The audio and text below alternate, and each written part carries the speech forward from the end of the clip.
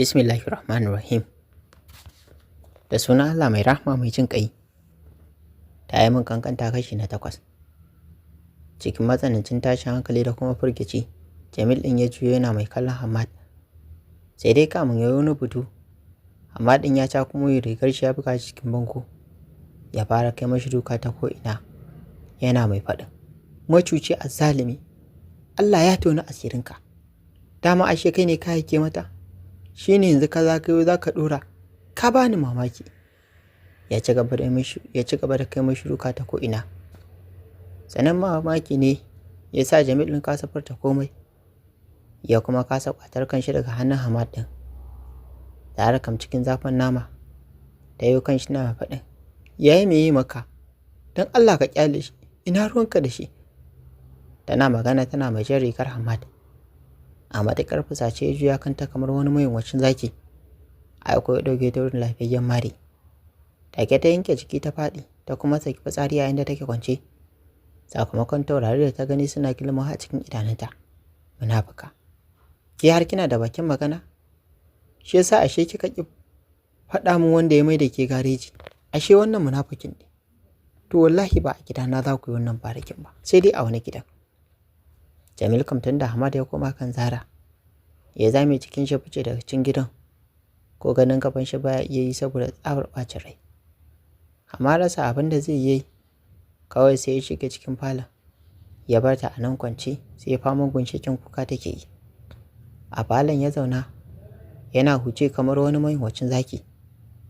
Jiki a sanyaye, Zara ta miƙe tana falon, yana ganin ta ya ɗauke kai. Ya sha kunu tamkar bai taɓa dariya ba. Durƙusa ta har gaban shi na kuka. Cikin kuka take faɗin. Yaya, Jamilu ba fasiki ba ne.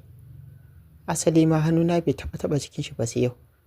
Shi ma ni ce ne kuskuren rungumar shi a yau ɗin. Na san shi ne a garinmu na Falgore, inda ya nemi taimakon girki, in girka mashi abinci, saboda wani abokin shi da yake fama da ciwon ulcer. Na rabu da Jamil ne a ranar da 'yan ta'adda suka zo garinmu suka kashe min innata.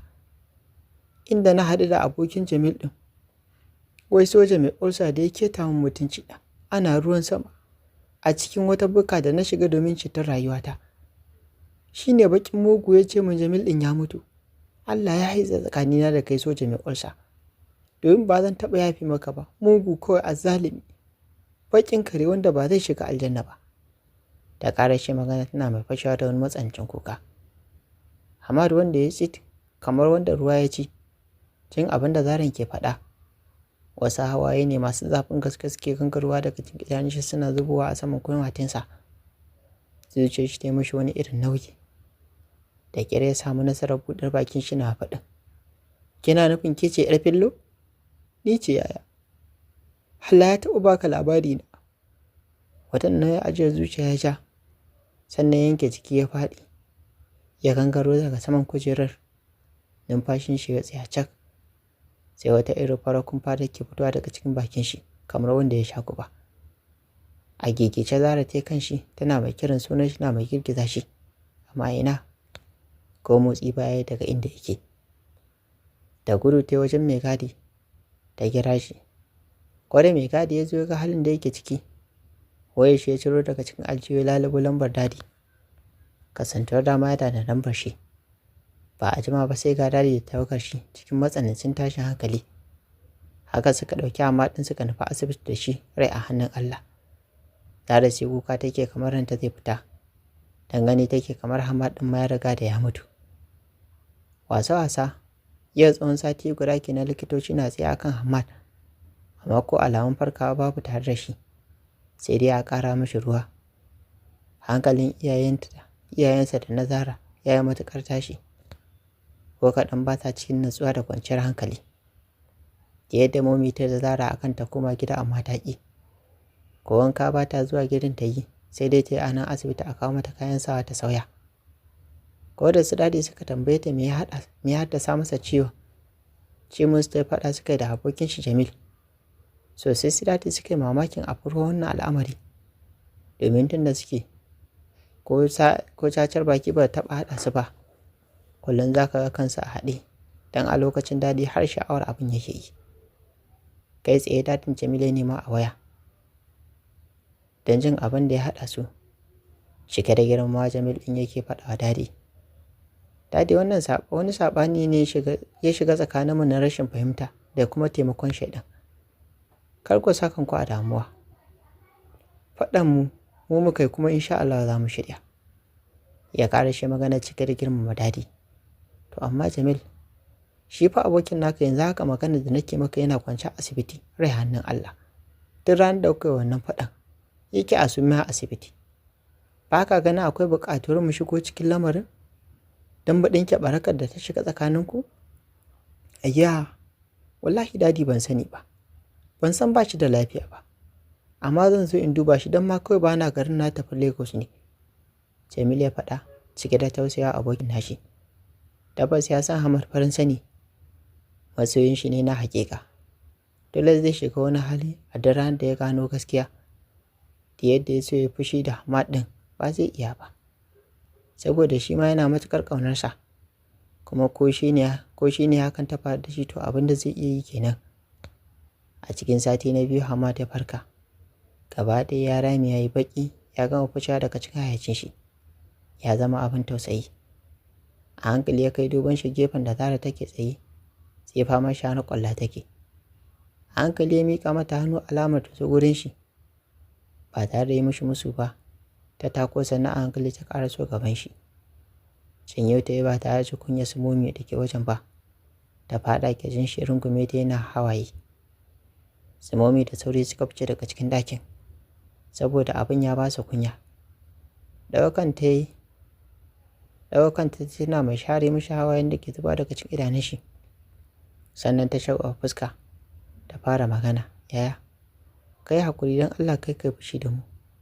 Don Allah ka samu lafiya. Allah ba na son ganin ka cikin rashin lafiyar nan. Da ƙarar shi magana tana mai sharar ƙwalla. Ƙarar sa idanun shi yayi. Idanun shi na ci gaba da zubar da hawaye. Ya kasa magana ko kaɗan. Tsawon mintuna 30 ya kwashe rungume da ita. Doro kofar da aka yi ne da sallama ya sa ya kai duban shi ga mai shigowa. Abokin shi kuma aminin shi ne Jamil. Wata matsananciyar kunya ce ta kama Hamad ɗin. Mai da kansa ya kwanta, sannan ya limshe idanu tare da juya Hamad Jamil ɗin baya. Sosai Jamil ya karanci aminin nashi. Ya san kunyar shi ta sa shi haka. Na haka ya je kayan da ke hannun shi. Ya ƙarasa wurin shi. Cakumo rigar shi yana faɗin ɗan iska mara mutunci. Har da wani duka na ran nan. To wallahi baka daki banza ba, zuwa ne nima in rama. Ya ƙara shi magana shi ma yana mai kai mishi duka. Duka yake kai mishi da yadda ba zai cutar da shi ba. A matuƙar galabaice, amma ɗin ya buɗe ido, ya haɗa hannayensa biyu, alamar ban haƙuri, kuma idanun shi na zubar da hawaye.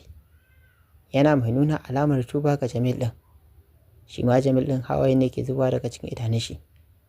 Da zafin nama ya janyo Hamad ɗin ya rungume shi a cikin shi. Shi ma rungume shi Jamil ɗin yayi.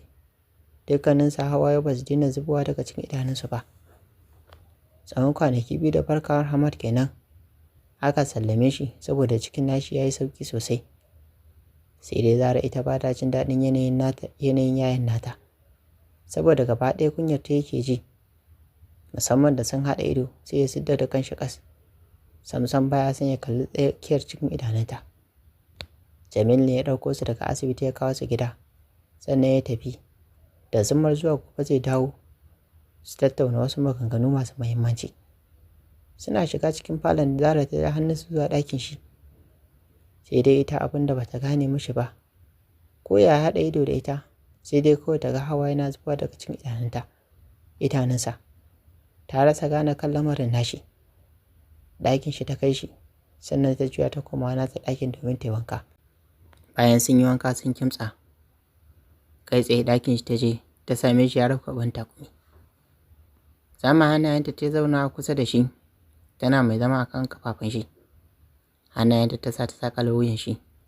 Cikin muryar shagwaba ta fara magana. Yayana, wai ko dai baka ci sauƙin ba ne? Kallanta ya da hawa ya cike da idanun shi ce da ita. Na yi sauƙi mana. To amma me yasa kake kuka? ta sake jefa mishi tambaya a karo na biyu. Tausayin kaina nake ji, shine dalilin da yasa. To kwantar da hankalinka. Ai ina tare da kai ko yayana. Kin ma alƙawari? Duk sauyin ba zai sa ki guje ni ba? Ya tambaye ta cikin marareci fuska. Dariya ta sosai, tana mai fada cikin mai da faɗin. Yayana kenan. Tuni da na aure ka, ai dama dan ina son ka na aure ka kuma zan zauna da kai. Ai muna tare ni da kai har abada. Sosai ta taro dukan wata natsuwar shi yana faɗin. To shi sojan mai ulsa ba. Me yasa ba za ki yafe mashi ba? Ai kamar wata aka mantsala. Zambar ce ta miƙe daga kan ya tashi. Hawa yana zubowa daga cikin idanunta. Ta fara magana. Ai wannan bakin karan har abada babu yafiya tsakanina da shi. Ni yana dan Allah dan Annabi ka daina ma yin maganar shi. Ta ƙara shi maganar tana mai fashewa don matsanancin kuka. Kamar wacce za a zare wa rai.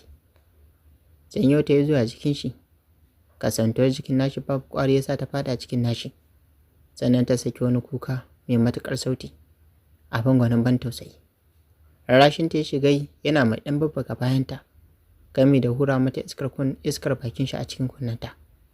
Sannan a hankali ta yi shiru da daina wannan kuka da take yi.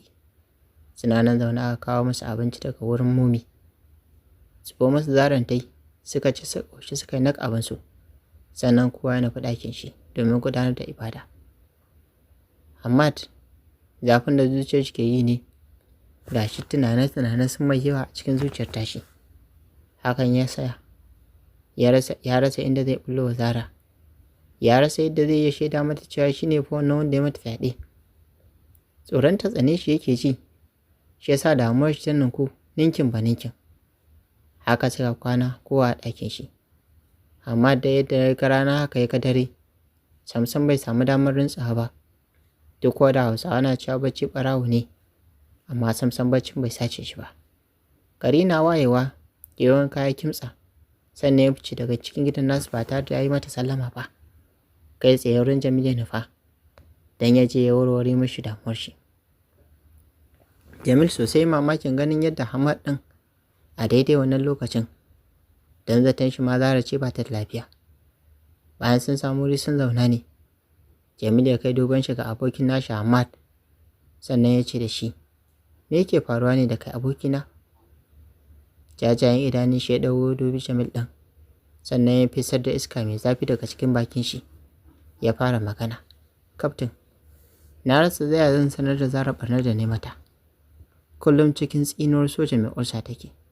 Ina tsoron ranar da tsinuwar nan za ta bi ni. So nake in nemi yafiya a wajenta. Amma na rasa ta da zan bullo wa wannan lamarin ta fahimce ni. Ya ƙara shi maganar kamar zai fashe mashi da kuka. Shiru ne ya biyo baya na wasu yan daƙiƙu. Kamin daga bisani Jamil ɗin ya nisa yana faɗin. Ko sure ne an riga an yi shi. Kuma da abin da ya faru ya riga ya faru. Zara kuma tabbas ba za ta taɓa amincewa da kai ba. Sai dai mu yi addu'a Allah ya kawo mana sauƙin abin. Cikin matsanancin sanyin jiki, amma ɗin ya amsa da amin ya rabbil alamina. Kallon shi abokin nashi yana faɗin. Yanzu idan muka yi breakfast, sai ka je ka sanar da ita. Ka faɗa mata komai da ya faru. Saboda zuwa da ni zai iya dagula komai. Saboda za ta ga abin kamar tunan asiri ne.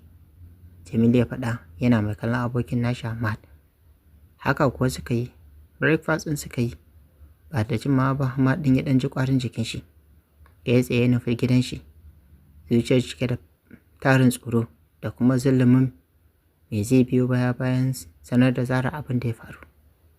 Zara kotun da ya fita ba ta ma san baya gidan ba. Tana ɗaki tana share bacci abinta. Shi yasa ko da ya dawo gidan bai ji motsin kowa a falo ba. Kai tsaye ɗakin ta ya je. Can ya hange ta kwance tsakiyar gado. Ta kudin da farko sai faman bacci take abinta hankalin ta kwance. A hankali ya taka har izuwa inda gadon yake. Zama ya kura mata idanu. Gaba ɗaya nauyi da kunyar ta yake ji. A hankali ya sa hannu ya janye farkon da tullube cikinta da shi. A zaburar ta mige tana mai riƙo farkon. Kukan shagwaba ta hau mishi. Game da faɗa a ƙirjin shi. Ya ce da ita. Kai yaya, bacci fa nake yi. Kuma sanyi nake ji. Shi ne za ka buɗe min bargo haka? Da ya magana cikin shirin kuka. Murmushi ya yi. sannan ya kwanta da ita a saman gadon. Yau bayan ta yi mata rumfa da faɗin kirjin shi, ya ce da ita, Zara. Sannan Zara iyayen rigima. To a yi haƙuri, yayanki ne zo ku yi wata magana mai muhimmanci da shi yasa ya tashe ki. Amma kafin nan, maza ki ji ki wanka ki kimtsa ki breakfast. Ga yi can na ga momi ta aiko.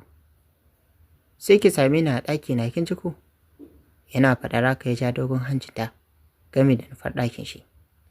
To jama'a, shin ko me zai biyo baya? Bayan Zara ta san wane ne mata fyaɗe? Ko za ta tsana Hammad ɗin kamar yadda Hammad ɗin yake tunani?